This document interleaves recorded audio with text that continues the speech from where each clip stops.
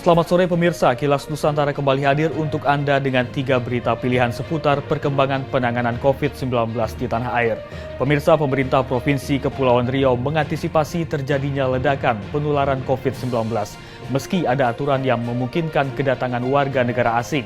Gubernur Ansar Ahmad mengingatkan semua pihak harus berhati-hati terhadap kondisi saat ini. Sementara itu, pemerintah Kota Bandung, Jawa Barat memperluas penghentian sementara pembelajaran tatap muka terbatas.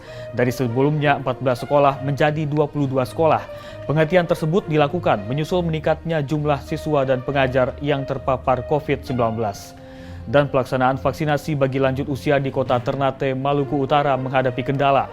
Capaian vaksinasi baru mencapai 14,8% dari target 9.000 orang dikarenakan penyakit komorbid. Segera kita jelang berita selengkapnya. Gubernur Kepulauan Riau Ansar Ahmad mengingatkan semua pihak harus berhati-hati agar tidak sampai terjadi ledakan penularan COVID-19 dan menyebabkan gelombang ketiga meski aturan sudah memungkinkan kedatangan warga negara asing WNA.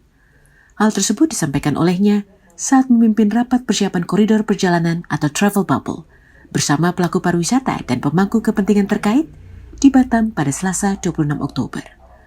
Menurut Ansar, kebijakan wajib tes PCR yang disoroti para pelaku pariwisata untuk mendatangkan Wisman ini sudah disepakati akan menggunakan tes cepat molekuler TCM yang lebih cepat daripada PCR. Alat TCM akan disiapkan di lokasi bandara yang dapat memeriksa 50 sampel per jam dan prosedurnya akan dimulai pada 1 November mendatang. Selain masalah pemeriksaan kesehatan, durasi karantina bagi para wisman serta penerapan karantina wilayah akan dipertimbangkan di 2 lokasi wisata Kepri yang menjadi proyek percontohan. Meski begitu, secara keseluruhan Gubernur menyatakan kesiapannya dalam menerima wisman masuk ke Kepri sesuai dengan protokol kesehatan yang berlaku. Dan nanti kita akan usulkan apa sih yang bisa menjadikan travel bubble ini berhasil dan sukses. Tentu mesti ada beberapa diskresi-diskresi.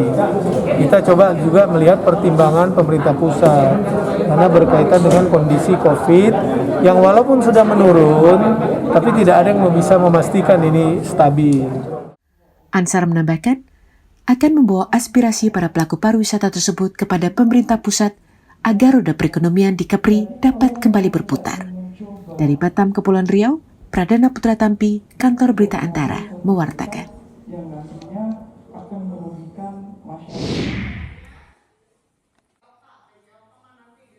Pemerintah Kota Bandung memperluas penghentian kegiatan pembelajaran tatap muka terbatas dari sebelumnya 14 sekolah menjadi 22 sekolah. Perluasan penghentian PTM tersebut dilakukan menyusul terus meningkatnya jumlah siswa dan pengajar yang terpapar COVID-19. Sekretaris Daerah Kota Bandung Emma Sumarna Rabu 27 Oktober mengatakan bahwa dirinya telah menginstruksikan Dinas Kesehatan untuk melakukan penanganan terhadap para siswa dan pengajar yang terpapar. Penanganan tersebut meliputi persiapan sarana dan prasarana hingga pengobatan secara intensif bagi mereka yang positif hingga dinyatakan sembuh. Selain itu, Dinkes juga diminta untuk melakukan perluasan pelacakan secara masif kepada para siswa dan pengajar di seluruh wilayah Kota Bandung. Per hari ini mendapatkan informasi ada 22 sekolah yang sudah diberhentikan PTMT sementara. Kalau ini terus bertambah, ya itu bagian daripada konsekuensi. Dan kita tidak akan berhenti yang namanya surveillance. Karena tetap harus kita kejar bagaimana keberadaan kesehatan dari tenaga pengajar dan terutama juga yang sangat kita sayangi anak-anak siswa didik ini. Apakah nanti ini ada peluang nanti secara keseluruhan, tidak hanya sekolah yang dijadikan sampel. Kalau saya inginnya nanti menyeluruh saja. Peningkatan jumlah kasus COVID-19 ini berawal dari tes PCR secara acak yang dilakukan Dinas Kesehatan kepada para siswa dan pengajar di 300 sekolah di Kota Bandung. Dari tes tersebut didapat 80 orang siswa dan 4 orang pengajar positif terpapar COVID-19.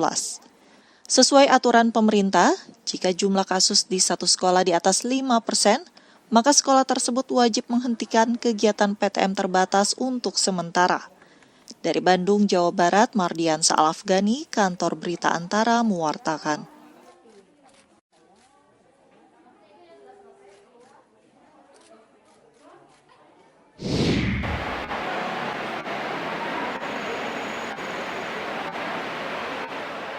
Dinas Kesehatan Kota Ternate, Provinsi Maluku Utara mencatat, pelaksanaan vaksinasi COVID-19 untuk kelompok lanjut usia masih rendah, yaitu baru mencapai 14,8% dari target yang ditetapkan, yaitu sebanyak 9.000 orang.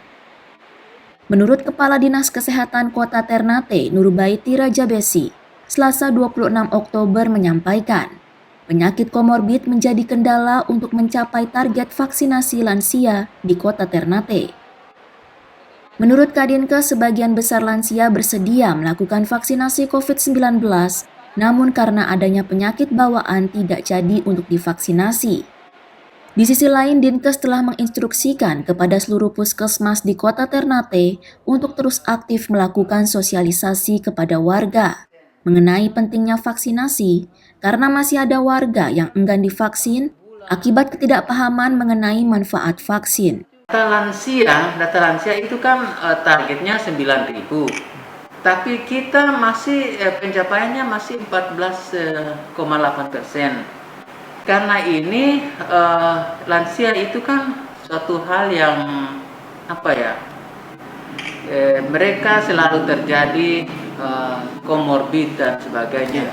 Jadi komorbid lebih banyak daripada orang yang disuntik. Nah, jadi kita harus melihat dulu orang lansia ini. Dinas Kesehatan Kota Ternate juga terus menggenjot capaian vaksinasi keseluruhan yang saat ini masih di angka 43% untuk mencapai target 72% vaksinasi. Dari Ternate, Maluku Utara, Harmoko, Kantor Berita Antara mewartakan.